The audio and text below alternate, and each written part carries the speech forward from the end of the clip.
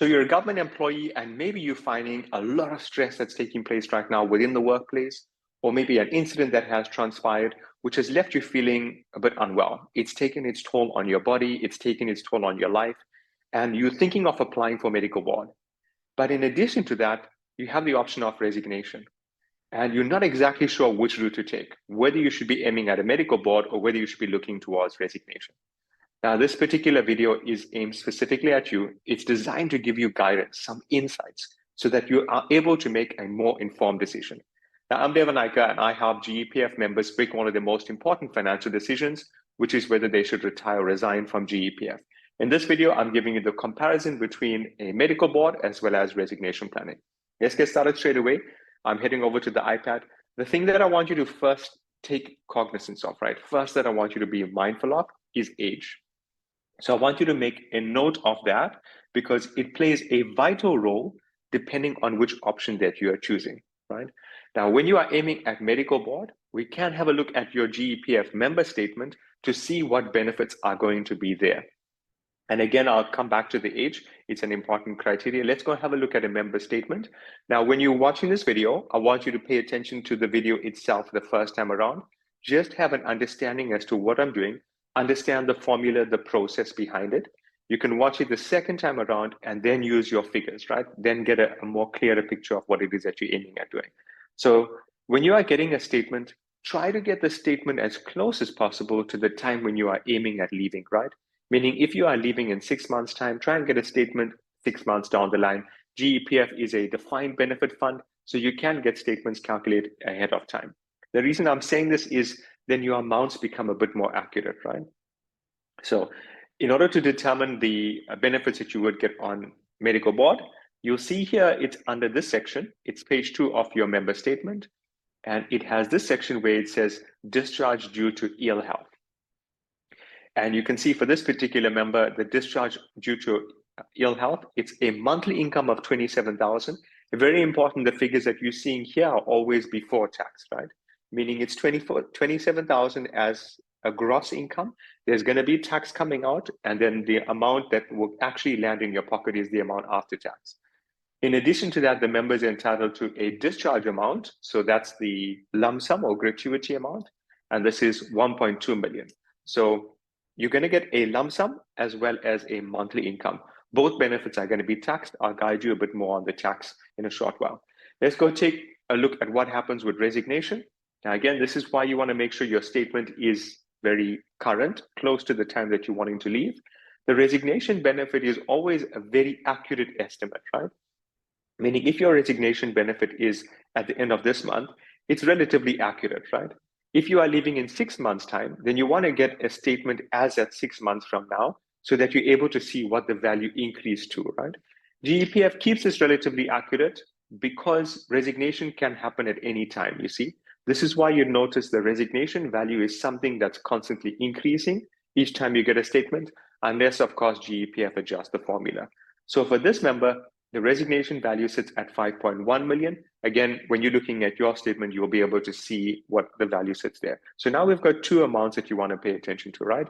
The resignation value sitting at 5.1 million, and then the ill health benefit sitting at 1.2 million. Now let's go back to why I was talking to you about age, right? And why age plays a critical role when we're making this decision. So you are either before 55, I'm going to call 55 being the sweet spot here. You are either before 55, you could be at 55, or you are older than 55, right? It's either one of those three elements. If you are before 55, here, the tax perspective can be very severe if you are aiming at resigning, right? Now, I'll go into the details because there are certain things that you can do to adjust the tax because resignation is very flexible. But what I want you to know is, by law, whenever you are withdrawing money and you're not yet at 55, the tax would be a lot higher.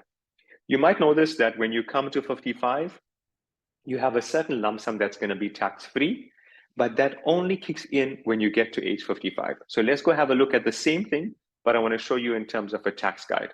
Whilst I'm putting up the guide, please remember when you're working with a tax guide, use the latest tax guide that's available. I'm using the one at the time that I shot this video.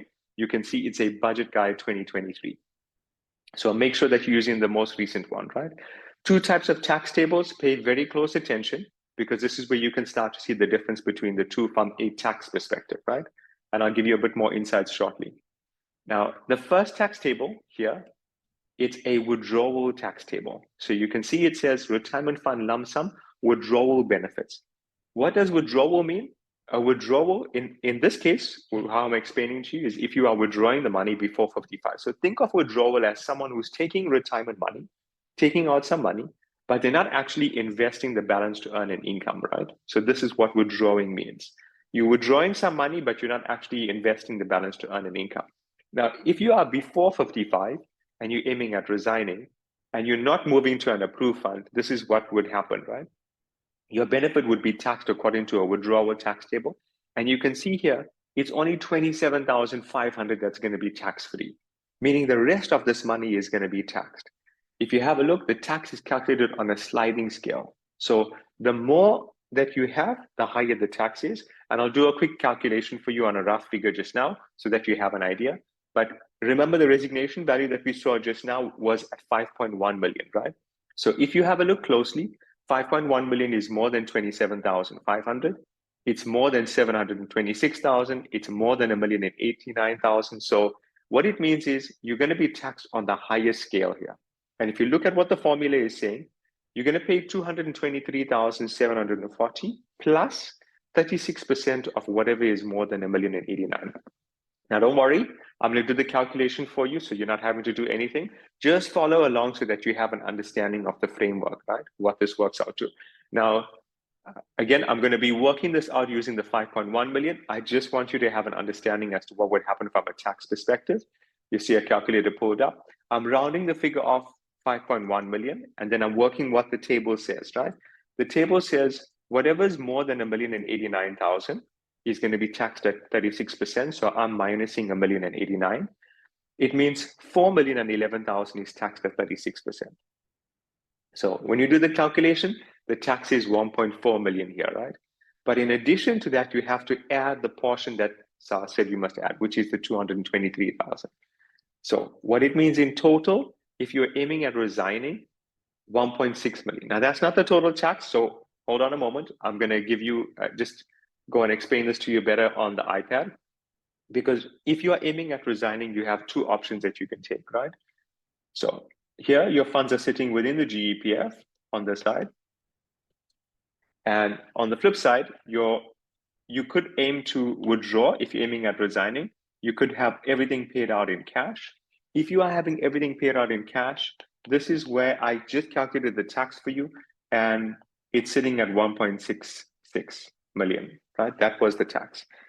The other alternative to this is you could transfer that money into an approved fund.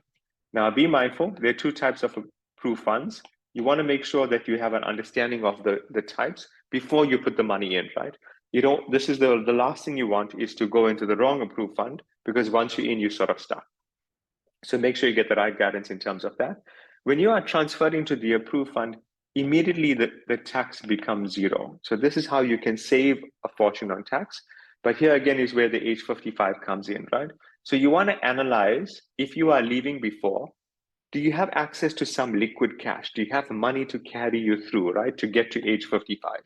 Because if you don't have money to carry you through, when you are in the approved fund, you will be entitled to take out a portion, right? And that portion is up to 1/3. When you're drawing that 1/3 out, if you are not yet at 55, you're taxed according to the same withdrawal tax table, meaning you're losing a lot of tax benefits there, right? Especially if you're before 55. If you can put a solution in place to carry you through to 55, then this can help you. Now let's go and look at what happens at age 55. We're looking at the tax table again. And I just want you to see how this is calculated, right? We won't do the calculation, but I want you to see. On this tax table here with the withdrawal amount, when you are before 55 or you're taking it in cash, the tax-free amount is 27,500. If we scroll further down, when we work with the retirement fund lump sum benefits, notice that the taxable amount here, the tax-free amount is 550,000. Can you see the big gap here? So ideally, you want to get yourself to age 55 and then ensure that you're drawing out funds, because that is what allows you to get a larger portion that's going to be tax-free. Now, a number of members don't know about this, and this is why it creates a major tax issue for them at the time that they're aiming to resign and cashing out.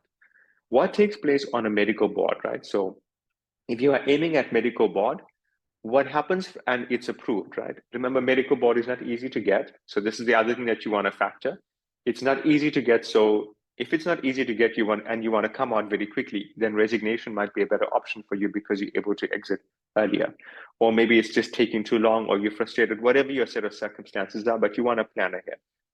Now, notice this particular table, even though medical board technically is not really a retirement, but if you look at what SARS is saying, so below the table, they talk about sickness, they talk about accident, they talk about injury, they talk about incapacity.